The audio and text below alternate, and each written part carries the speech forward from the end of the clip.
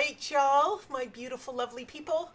I wanted to share today some information about menopause. So, if you are a woman that's going through menopause, more than likely you're in your 50s and you might be suffering. Now, men do go through menopause, but that's not what I'm talking about right now. I'm talking about menopause. And so, women, if you're out there, listen up. I have been reading the Hot Flash Cookbook. Take a screenshot.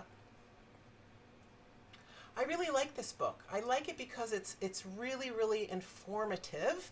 And what I love about it is, well, of course, the cookbook part, because really when we get to that mid-age, we need to do some more leafy greens and we need to do certain grains. And one of the things why I started to read this was because my symptoms have been so severe. So I had a hysterectomy. They did leave one ovary in. So I've been going through my menopause for about 7 years. I caved in. I did get some estrogen patches and they seem to work. However, I've been going through some incredible mood swings and depression and all kinds of stuff that are associated with patches. My system is just a little bit sensitive. So then when I talked to my doctor, they of course wanted to put me on antidepressants, and I don't want to go on antidepressants. And I know that with proper food, we surely can do something about this naturally. So that's the route that I'm taking.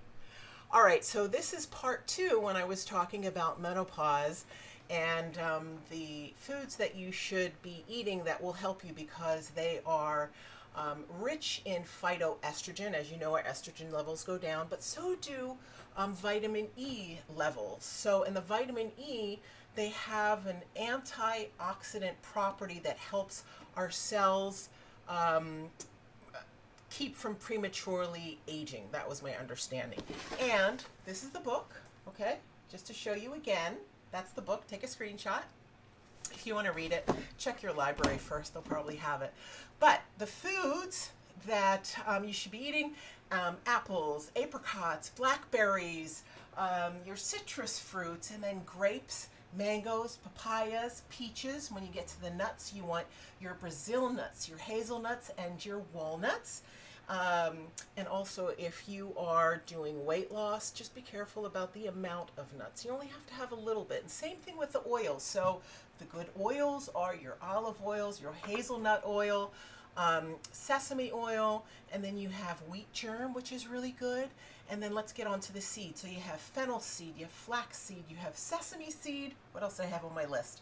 Anise seed, the one that tastes licoricey.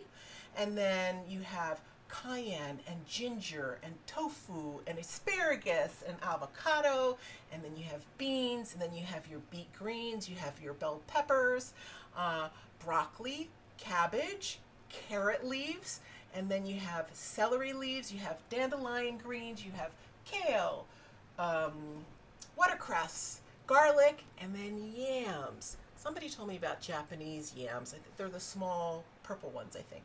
And then as far as your grains are concerned, you have your brown rice, you have corn, you have barley, and those grains, according to the research, help stabilize your blood sugar levels, all right? As far as drinks are concerned, drink your herbal teas. Now we know that blue and black cohosh, that helps, it gives you a sedative effect, so I like to take that when I'm stressed out or a little bit frazzled.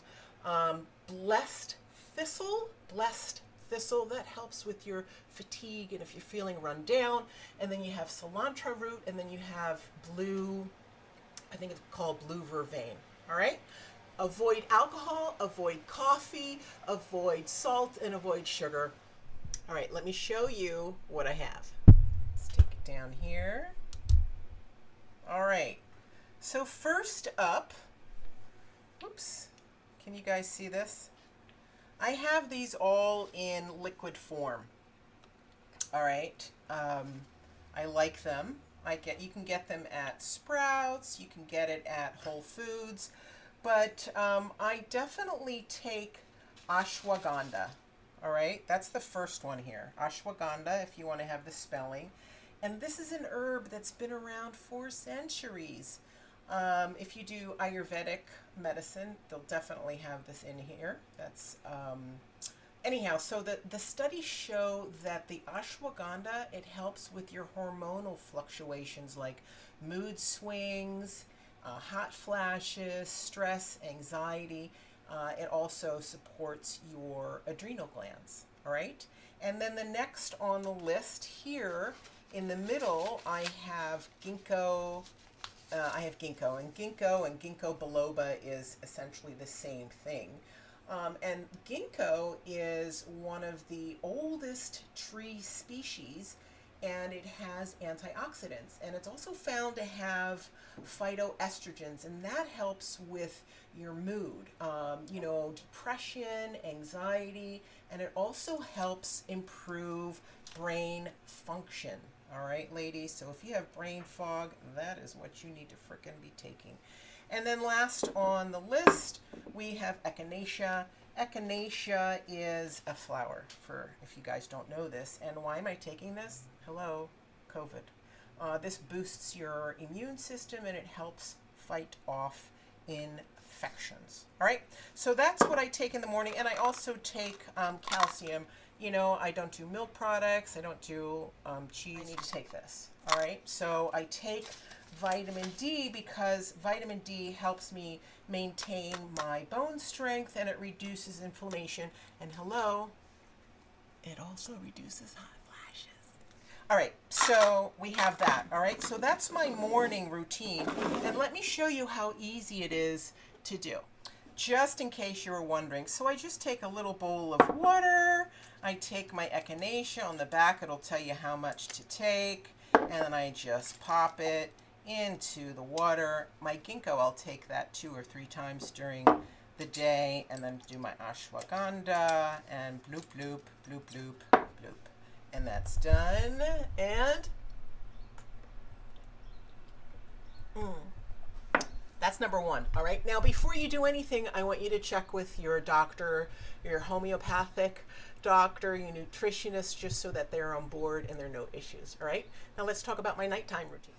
All right. So this is what I take in the evening, probably about a half an hour before I go to bed. And again, you definitely want to go and speak with your physician or your medical professional. I'm just letting you know what I take. But I take magnesium, and the magnesium, this helps regulate the neurotransmitters in the brain, and it calms the nervous system. It helps with my sleep. Now, I could take a bunch of leafy greens, which I already do, but my system's kind of fucked right now, so I'm doing magnesium. And then in conjunction with that, I also take valerian. Valerian's a lovely flower, but this helps me fall asleep, and it helps me stay asleep. All right? So that's what I'm doing. All right? That's how I'm trying to go after, dealing with my menopause in a more natural way. So just in case you want to check that out, you should, and see whether or not it works for you. Now, it doesn't work for everybody. Sometimes you do have to go to Western medicine, but again, I think it's good for you to check into the natural options before, you take on all of that, all of those antidepressants, and you're just a shell of yourself, really. Anyhow, I hope that was helpful. Click the plus sign, all right? Click the plus sign to let me know if this was helpful to you. If you have a comment, leave me a comment below, all right? I'll see you guys in the next.